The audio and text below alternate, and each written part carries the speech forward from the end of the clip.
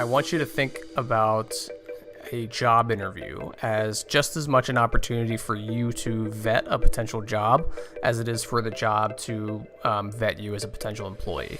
Usually it's looked at it like you're the one in the hot seat as an employee. You're the one who's sitting there being asked the questions and stuff and seeing if you were a right fit for that organization. But it's just as much the other way around. Hey, healthcare providers, you're listening to the Burnout to Lit Up podcast. Hosted by myself, Erica, and my husband, Michael. We're an OTPT team that understands the healthcare industry's got some serious issues. Inspired by our own experience with burnout, we've made it our mission and passion to help you navigate your career in healthcare by cultivating wellness, growing both personally and professionally, and advocating for a better workplace. Whether you are a clinician or manager, new grad or seasoned vet, join us each week as we share interviews, research, stories, and strategies that will give you the tools to go from burnt out to your most lit up self. Let's dive in. Job interviews. Love them or hate them. Well, I know you had, oh my God, you had the worst experience. It was the funniest experience, and it was the craziest job interview scenario that could have ever happened. Yeah, so it was for my first travel therapy assignment. So we were driving, we were en route to California, right? We wanted to do a placement in California. That was what we wanted to do for the first one. And we're on the road, right? Just left Chicago. Yeah, we're pretty much like driving every day. So there was no day where I could set up an interview where I was not driving. So finally get the call. And I'm trying to concentrate on what this lady's saying. I'm trying to ask the right questions. You're driving. I'm on the passenger seat. Yeah, she has like the list of interview questions that like I want to ask about like the job and what it's all about and stuff. And like she starts asking me like specific questions about physical therapy, like testing my knowledge. And I'm like, oh crap. I guess you weren't ready for that. I wasn't even close to ready for that. So I was like, oh great. So all these things are on my mind as I'm driving. She's asking me about like myotomes. I totally blank on like one of the questions and stuff. And I'm missing exits. I'm missing toll booths and stuff. I'm just like, I'm a total disaster. Yeah. Like you got thrown off because we were trying to pull over, but you missed a specific toll booth, I think. And you went through the wrong toll. And there was no way that we were like in the middle of the nowhere. Pretty much. So it was like a crazy interview, and I'm there with the phone trying to show you the questions that you need to ask. It's probably a really dangerous thing for us to do. Yeah. But where could we have pulled over? Yeah, there was no other way. And it was just one of those, that was an 8-hour day of driving. That was like, we had to get to a certain destination by nighttime. That's right. That was the South Dakota day. We had to drive 8 hours that day. That was the problem. That was the day. Was that the day I bit my tongue? No, I bit my tongue the day after. Yeah. There is two versions of Erica. Pre-bite tongue, post-bit tongue. Bit tongue, yeah. I don't know if I've talked about this. You hate when I talk about this. You think it's gross. But I bit my tongue so bad in the car eating yogurt, but with a lot of crunchy granola. And so I was trying to bite the granola and something happened. You were getting off an exit. This was the day after your interview, and you're getting off one of those exits that curve all the way down. You know what I mean? So I was I guess distracted, sliced open my tongue, was unsure if I like needed stitches. Bit right through it. It was a bad scene. It was really terrible. I still have the picture. I polled my Instagram audience, should I get stitches? And half of them said yes, half of them said no. And this was like 100 people. A lot of people weighed in on this. And it took my tongue a week, 8 days exactly before I was not that long of a time. Like that was really surprising. Oh man. But if you've ever had a tongue, if you've ever bitten your lip or your tongue, and you know what it's like to try to eat. It's brutal. It's hell. I mean, I was crying. I was legit in tears trying to eat. You remember that? I was trying to ice my tongue with an ice bag. Yeah, it was hard. It was a hard time for both of us. In the middle, I wasn't pleasant. And good thing was that you got the job. Oh yeah, I did get the job. Obviously, that's what you're doing now. That was it was okay. Everything was fine. Everything was fine. Yeah. I've never had any crazy interview stories. My interviews have been pretty straightforward. Interviews is what we're talking about today. Yeah, so that's how you made the lovely transition from s'mores to interviews. S'mores to interviews. We can transition any topic on this show. You should have s'mores during your interview, I think. wish I had one right now. Yeah. So let's dive right into the meat of this thing. So basically, what I wanted to do is cover a bunch of things about the interview process that I think people don't think too much about. I want you to think about a job interview as just as much an opportunity for you to vet a potential job as it is for the job to vet you as a potential employee. Usually it's looked at like more one-sided. Okay, you're the one in the hot seat as an employee. You're the one who's sitting there, being asked the questions and stuff and seeing if you are a right fit for that organization. But it's just as much the other way around because you can ask a bunch of great questions in the interview, like I was trying to do on the drive there with my list of questions that, to see if it's even like going to be an option for you, if you're going to potentially burn out in this job or if you're going to like it even, so it's a bunch of things like that are really important for you to talk about. And it's definitely like you said, a two-way process that I think, especially as a newer grad, you may not think of it that way, like because you just want to impress this potential job, potential employers, but in reality, it's what's in it for you as well. Yeah. So really, I've broken it down to like things you can do before the interview, things you can do while you wait in the waiting room for the person to come out and get you, questions to ask during the interview, and then possibly at the end, if you can talk to a current staff member that is going to be in the same kind of position as you, that is absolutely invaluable that I don't think a lot of people do. Right. I don't think I've done before. Yeah. It might be a little awkward. I mean, we'll get into that at the end. But yeah, we're going to get in some great tidbits here for you to try to implement in your next job interview. So before you even go, so you've, I assumed, emailed or called or something, set up a time. Before you even go in there for your interview, you want to do some legwork online and some investigating, on different outlets on social media and things like Glassdoor. Let's get into Glassdoor first. So if you don't know what Glassdoor is a company that provides job listings and a growing database of millions of company reviews, CEO approval ratings, salary reports, interview reviews, and questions, all shared by real-life past or current employees. So it's a great way for you to go on there. If you're looking for, one of the bigger health systems, they're most likely on Glassdoor. Some of the smaller people won't be, obviously smaller clinics, they're not going to bother getting a Glassdoor profile. But if you get into, a big hospital or something, you got to go on Glassdoor and you got to see what people are saying.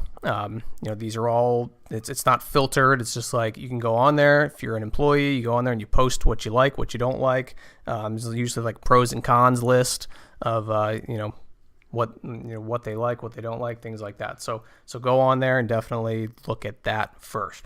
On the flip side of that, I just recently Googled myself because I just wanted to see what was out there. But actually, I really Googled myself because I'm a part of this. I signed up for this thing where if a reporter needs a quote, I can offer that quote and I'll be featured, right? But so I Googled myself to see if I had shown up in any recent things or any new articles or anything.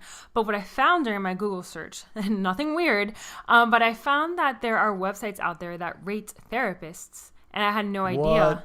What is it? I don't remember them. I was on two different websites. My profile was listed, and it kind of creeps me out because someone did this. Did anyone review you? In both of those websites? No. But but my profile was up. I hadn't been reviewed or given any stars or anything, but someone set that up, and I don't know. They knew where I worked. It listed my old employment. They probably just take your info from your license, which is public. It's public domain, right, it's public. I think. So, but they knew where I worked. Well, that's also part of your license. When you apply for a license, you have to put at least in Florida, you have to put where you're working. Right. Yeah. So it creeped me out. Like, Yeah, a little weird. Wasn't there Rate My Professor? Yeah. Yeah. I never used that, but yeah, that was just starting when we were in undergrad, I think. Yeah, I don't know if it's still a thing. Anyway, so Glassdoor, 1. Number 2, Google. Yep. Okay, get on Google and Google Business. really specifically, I like to do just Google Maps first and see if the clinic is even listed as a place on Google Maps, like you said, / Google Business, I guess. So you can get a business profile and put in your address, and you can be listed on like their maps if you search for them. That feature has reviews as well, like a 5-star rating system. Take this with a grain of salt because, as you know, I'm sure a lot of reviews online tend to be on the negative side. They tend to skew that way. I kind of look at it as someone who's happy with their care or the service they've received typically doesn't take the time to go on there and leave a positive review. Sometimes they might, but more often you're going to be moved by a negative experience to go on and leave a review. I saw something really funny. The Fat Jewish, it's an Instagram page that many people are familiar with, and he posted a picture of a sign outside of a coffee shop, you know, those chalkboard signs, and it said, oh God, what was it? It was something like, come in for the worst coffee ever, according to Fran from 2014. One guy on Yelp. Yeah. And it was funny because because this coffee place knew, like, it was, of course you're always gonna get like that one negative person. Yeah, like, how do you screw up coffee that bad? But they played with it, you know, like they made fun of it. Right. And that was like funny. So yeah, I would say that if you go on Google and there's no Google Business listing, that's your first red flag, right? Because that signals to me that a business is out of touch with current kind of online marketplace and marketing kind of situations, right? You want someone who at least, has a presence online, because if they don't, they're probably just out of touch, and that probably trickles down to other parts of their business as well. That's kind of my view on that. So something else you can do is go on regular traditional social media. So Facebook, Instagram, Twitter, whatever. And you may not necessarily always find profiles for the businesses you're interviewing for, but you might find other posts and other information if you just kind of use the search bar, type in the clinic and see what happens. Someone might tag it or something, or something along those lines. So just do some digging, really, is what I'm trying to say. Yeah, I don't know if there's things on LinkedIn. Did you? Probably LinkedIn is probably a good source for that information. Mm-hmm. Again, if they don't have a LinkedIn profile, whoever you're interviewing for, like, what are they doing, really? It's 2018, 2019. I just started using LinkedIn, and I get overwhelmed by it. And it's not overwhelming. I'm overwhelmed by Facebook now. It's like the desktop version is just so busy. It is. It's like of LinkedIn? Both, really. It is. Facebook's worse though, because they're putting all their time and effort into mobile, because that's where most of their people use the product. Probably with LinkedIn as well. Every time I log into Facebook and LinkedIn, it's always on desktop. Yes, yeah. I do not have Facebook on my phone. So you've done some digging online. Okay, so you're armed with that information. So you go into the interview and you get up to the receptionist and you say, "Hey, I'm so and so. I'm here for the interview at X o'clock." Basically, what's usually going to happen, it's not always, I guess, but most of the time you're going to wait a little bit. You're going to wait, maybe 20 minutes, half hour. At least I have waited a considerable amount of time, past my actual scheduled interview time. These people are usually like bosses, directors of rehab, or some kind of upper level management. They're really busy people. So, and you're probably not the only interview that they've done. So it's not necessarily of the utmost priority to take you exactly on the dot. So really you need to take that time, because that time is super valuable, to not just surf your Instagram feed or whatever, to actually take some mental notes about what's going on around you. For example, first thing you need to do is you need to watch the front office staff and see how those things are running there. So what you want to look for is, are things organized? You want to look at the employees themselves. Are they disconnected? Are they unfriendly? Are they, are they helpful? Do they say, "Okay, yeah, you can have a seat, thanks for coming," or whatever? Or do they just say, "Oh, yeah, okay, thanks for telling me"? I think you have to be shrewd. Is that the word? Shrewd.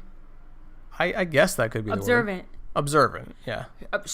Observant is shrewd. Because you have to look for nonverbal cues. It's like, they're not going to outright be rude to you, but there's no real incentive for a front office employee to be overly nice to you because you're not a customer and you're not a staff member. You're kind of like a nothing, really. So it's like you have to take those kind of cues because they may be indicative of some kind of systemic kind of burnout or but like I was thinking more like a systemic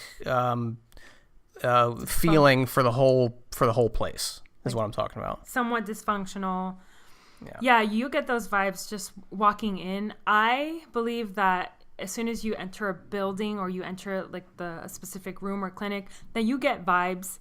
You pick up the energy, and this is just my personal experience, but I remember walking into a field work, one of my field works that I did outside of Florida, and I just remember walking in and meeting the owner of the clinic, and I was a student, and within that first handshake, I felt way off.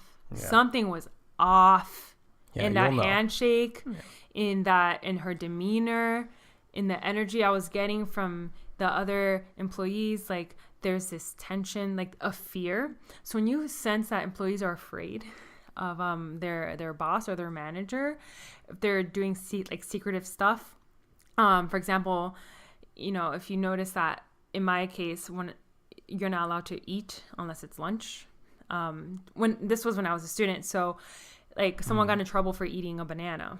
So dumb. Yeah. So some other things I would look for is like, are there papers everywhere? Are there charts strewn about?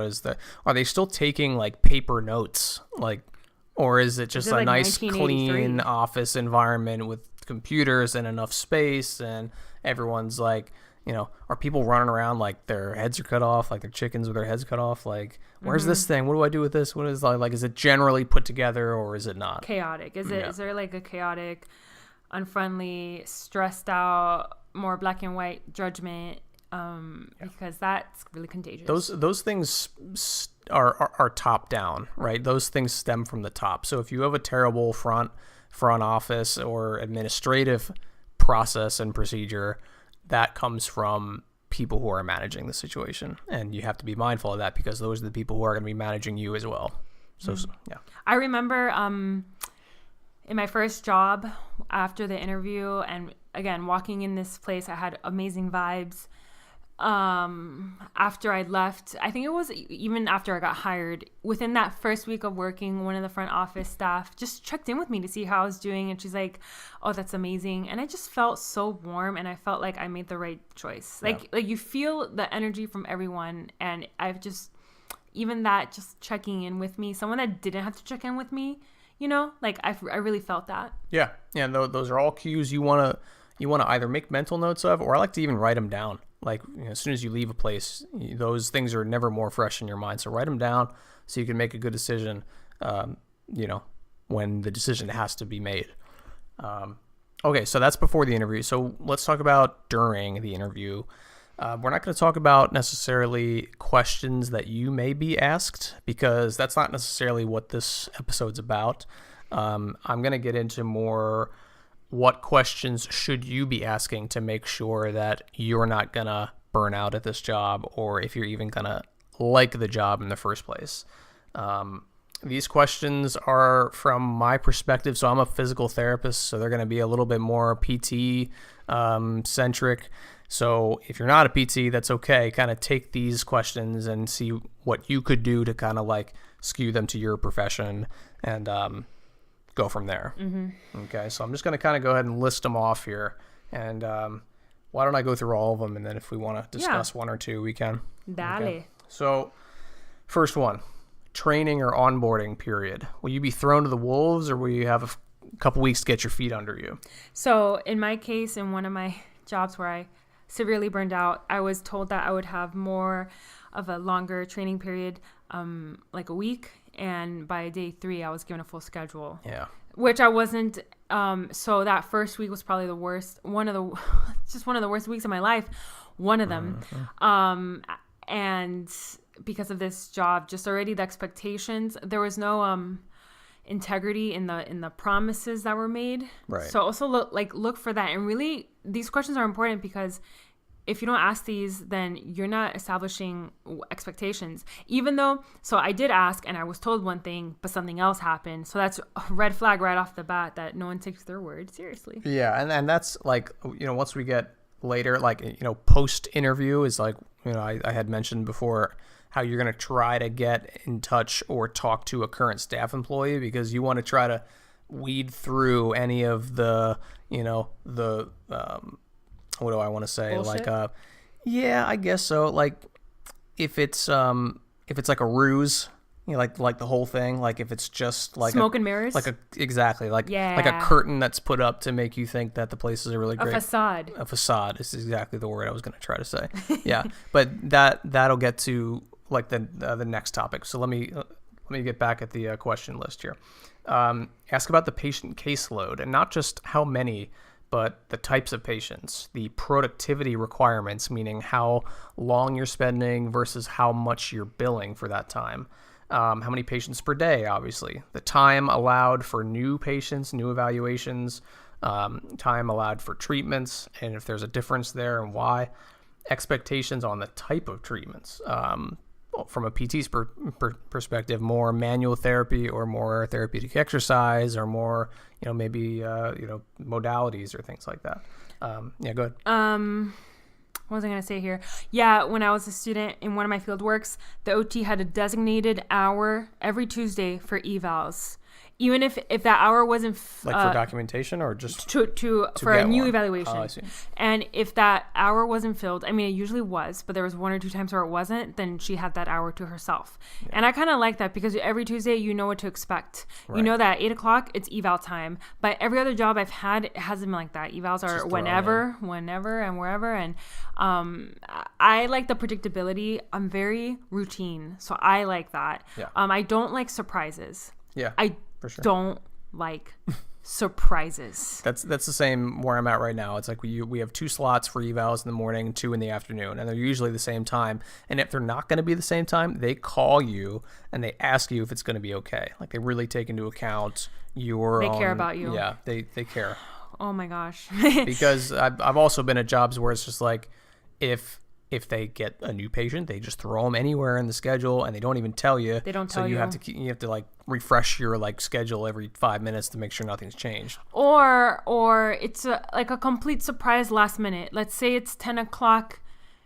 In my experience, let's say it was 10:00 in the morning and I had a treatment, but somehow something came in for a new eval, and they would give my patient off to a coda, and there at that minute that I would be expected to just do an eval on the fly.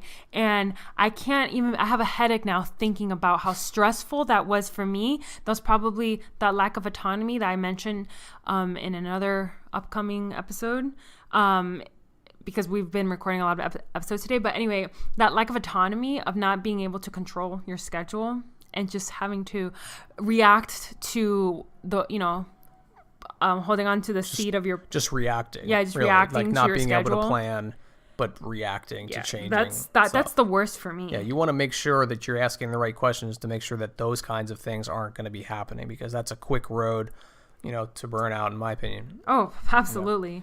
Yeah. Next question. The person you're talking to, are they your direct supervisor? This is a big one for rehab, because there are people who are directors of rehab, and then there's kind of more like on-site supervisors. You need to find out who your direct supervisor will be. And if it's not the person you're currently speaking to, who is it going to be? And can you talk to them that day, or schedule a separate interview with that person? Because you need to be able to jive with that person. You need to get along. That's the person you're going to go through to for every problem you have. That's really important that you find out what kind of personality they are. So yeah, there's that. Documentation is real big, obviously, in healthcare. It only gets worse and worse every year. It seems like. So you have to know the specifics of, okay, not only what the system is, but if you are going to be given time to do notes, that is built into your day. Do they require notes to be done by a certain time? Do they require everything to be done by the end of the day that you saw that day? And are there business days? Because where I used to, in one of my jobs, something was due 3 days, business days. Right. But where I was working somewhere else, there were no business days. So it was due in 3 days, whether it was a Saturday or Sunday. Yeah. So you got to make sure, just know what you're working with. Yeah. Is there enough resources for you to do your notes every day? And resources could mean time. Is there not just time, but yeah, that's true. Is there solid enough Wi-Fi for you to be able to do your notes at work, or do you have to go home to do them? Do you have enough computers for all your staffers to get notes done? Because usually people tend to do them at lunch or after, at the end of the day. I once had a job where there weren't enough laptops for everyone, and the laptops that were there, only a couple of them worked really well. So I had to take one that worked really well and hide it in my desk so that no one else would be able to find it, so that I could effectively get my notes done during the day. That's something that, you need to somehow, some way, make sure you ask those kind of questions. Are the resources there for you? In my opinion, this is a personal opinion and people can disagree with me, but I feel like therapists, anyone in healthcare, and this is outpatient because this is our experiences in outpatient, that you should have allotted time each day to complete your notes. And, for me, I was per diem. So that meant that I was getting paid hourly. If I had a no-show, I wasn't getting paid. I didn't get benefits. I didn't get overtime. I wasn't salaried. So it was a little bit different because I'm not going to get paid to do documentation. But so it had to be done throughout the day, during cancellations, during my lunchtime, at home, on the weekends. That was, the price of being per diem is it's not necessarily allotted. But what I do argue, whether you are per diem or whether you're salaried, to have a specific time in your schedule that is blocked out just for documentation, paid or unpaid, because I believe that if you go home with notes, like I used to do that because it was late and I was tired and I just wanted to go home with notes. It's actually a lot harder because once you're home and cozy, you don't want to do it. Yeah, for sure. So it's better to just have that something in your day, maybe in the middle of the day, maybe in the morning, before you come in to start treating, but something blocked that's a part of your schedule so that you can do notes, do documentation, and maybe some time to research, research new diagnoses, research new treatment ideas, like have some solid built-in time. And even if it's not unpaid, that having that time in the office, you'll be hopefully more productive than trying to do it at home, Yeah, a lot of I'm hearing more and more that paid documentation time, at least for PT, is happening. I currently have it now. I have a half hour in the morning, half hour in the afternoon. You're having your cake and it's eating like a dream. Too. It's like and that's at the end of the day, that is what's required for employees to get the job done that they need to get. So it's really important. So I ask those kinds of questions.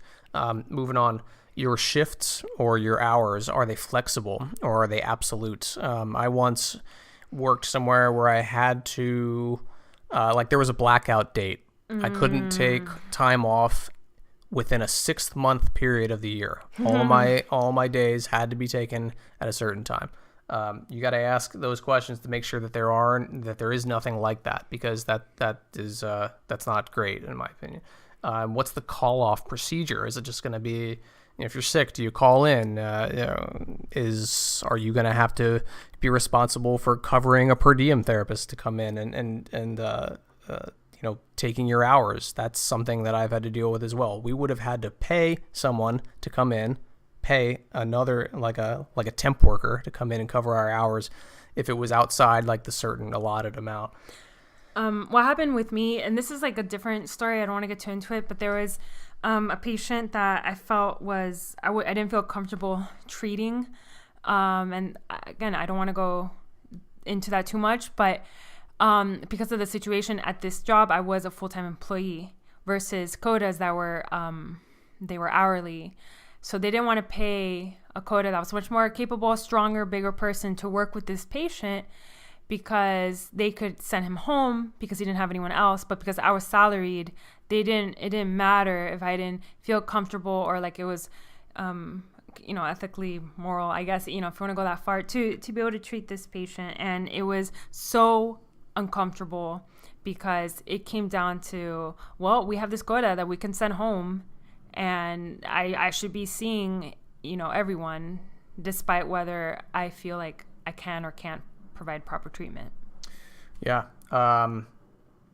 Ask if you're, starting earlier or later is a problem. If you're more of a morning person or more of a later person, sometimes employers will be okay with you not necessarily starting at 7, you starting at 8 if that's what you want, just going later. So ask those questions. So let's move on. So some facilities, they might have float requirements. So getting to a different facility to see patients, if there's multiple facilities, ask about anything along those lines if you're going to be responsible for floating. That's important. How many PTs, or for you, whether you're nursing or OT or whatever, how many other professionals of the same level are going to be in the clinic or in the hospital or wherever working in direct proximity to you at the same time? You don't really want to be the only person in the clinic. You don't want to be the only PT there. If you have a problem or if there's an issue, or it's just, especially if you're a newer grad, you don't want to put yourself in that position. Some people might be more comfortable with that. All I'm saying is ask the question, how many other, insert professional term here, how many other whoever's are going to be working while I'm working. And I've always felt better. There have been jobs where I don't have a supervisor, I just have a boss, and I don't feel like I didn't have the proper mentorship. And I think that no matter how far along you are, and no matter how many years you've been practicing, I think mentorship and having that sort of professional development as a part of your daily practice is really helpful. Because if not, it's very easy to just fall into normal treatments you're comfortable with. And I in my research, I've been researching that and finding that people thrive and engage more when learning is a part of a culture. So a culture of learning creates stronger leaders, creates stronger employees. And so I think that's a really important element. Is there mentorship? Are there opportunities for growth professionally that the clinic offers, or are you just on your own to find that stuff out? Yeah, that's true. That's something I didn't have written down here is, will there be anything are there reimbursable CEUs, or does your organization have a partnership with any kind of continuing education provider? Maybe they'll give you some discounts on that stuff. Maybe they will give you time during the day maybe to complete something if that's part of their program or part of their organization. So ask about that stuff.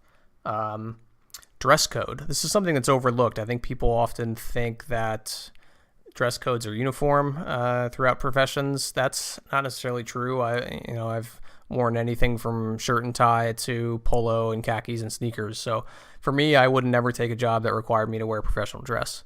That's just my opinion, because that would just stress me out. I would have to go spend $1,000 on clothes to, have that kind of wardrobe. Just shop at TJ Maxx. I know, but still I have to do that. And it's like, I have to be comfortable in my work. I'm a PT, I'm moving around, I'm doing stuff. It's like, I'm not going to wear a shirt and tie. It would honestly be a deal breaker for me. It might not be for you, but if it is, ask the question for sure. It depends on your profession.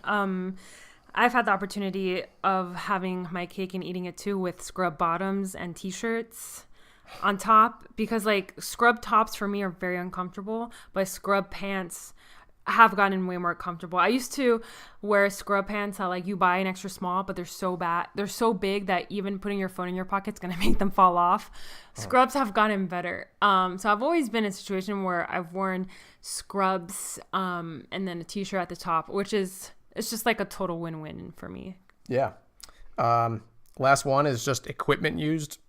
If there's anything in the facility or clinic or wherever you're interviewing that you haven't used in the past, will they give you some kind of training in order for you to be able to use it?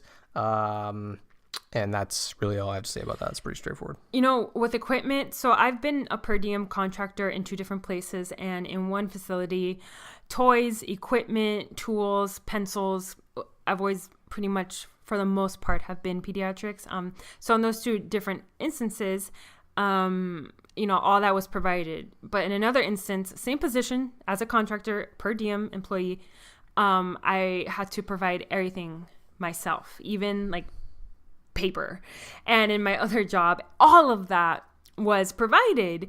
And when I was in the situation where all of that was provided, I felt like there was a team effort to make sure everything was clean and tidy and organized. And if we were running low on something, we would tell our supervisor and she would place a new order. But whereas in the other place where everyone was on their own, things were getting lost, stolen.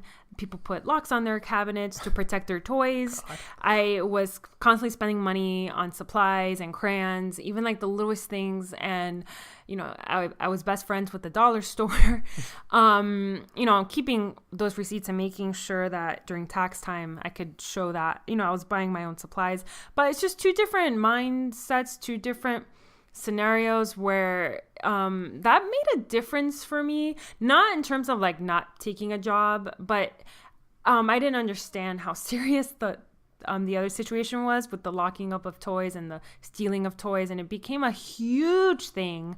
And I'm like, oh my God, I made an alliance with another therapist. Like, you want to share toys together and supplies together so that we can just treat comfortably, not be so defensive. And It worked out. And not everyone was like that. And not that you have to share, but I think sharing is caring.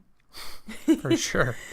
So that's my list of some good interview questions for you to ask them to find out if the job's the right fit for you. And I'll put all those in the show notes because that's kind of a lot of information. And it helps me a lot to have that list of questions. I actually have it in my phone, so if I ever need it, I can refer to it, especially now that I'm doing travel therapy. I'm going to be interviewing every couple months for jobs, so that list is really important for me. So coming to my last point here, and I mentioned this before, and this is a really important one that not many people really get a chance to do, and this is meeting / talking to / contacting in some other way a current staff member that would be on the same level as you. Okay, so you want to really make sure that this is not just another facade, that they're not a manager of some kind, that they're really they're one of the grunts. Like, whatever position you're going for, you want to talk to one of those people. Okay, and that's really important. You want to not interrogate them. You want to try to get it to be as back and forth as possible. The manager that you ask for this, they might, they're probably going to be caught off guard because no one really asks for this. So they might be like, yeah, okay, I guess we can do that. But it's, you really got to stick by your guns and be like, yeah, I really just, I want to speak to someone who works here. And I think they'll applaud your initiative for the most part.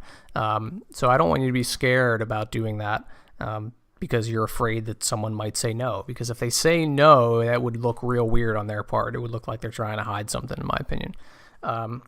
So things you want to talk about to this staff member, you want to discuss what they like, what they dislike, things they wish were different, just their concerns and things like that. You want to get a no BS assessment of the place that they work.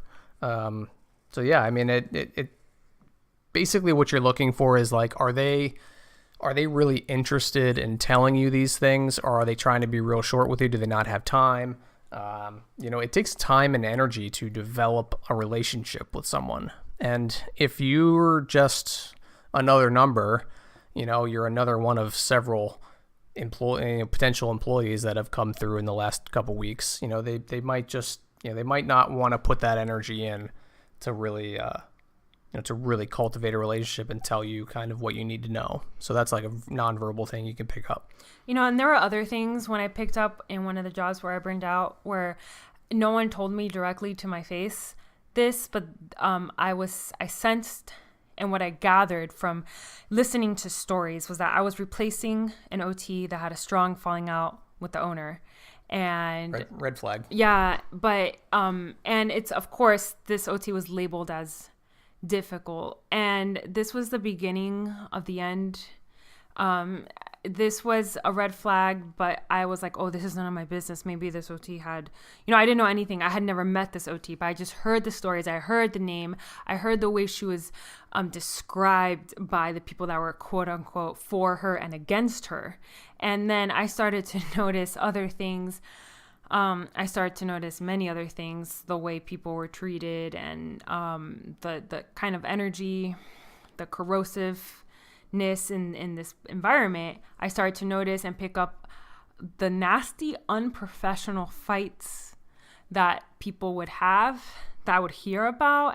And these were things where I'm like, okay, I just got to mind my own business. I just got to show up and do my work until it started to affect me. Yeah. So it was just a sign of a bigger problem that when you hear about these employees, and actually around the time I left, I think someone else left, 2 other people left too. And I started to realize that this is a sign of, of something way bigger going on. And even like the way I heard I heard a phrase when someone else left, when this OT left, I heard the phrase, oh, we're getting rid of all the cancers of our work. Oh, lovely.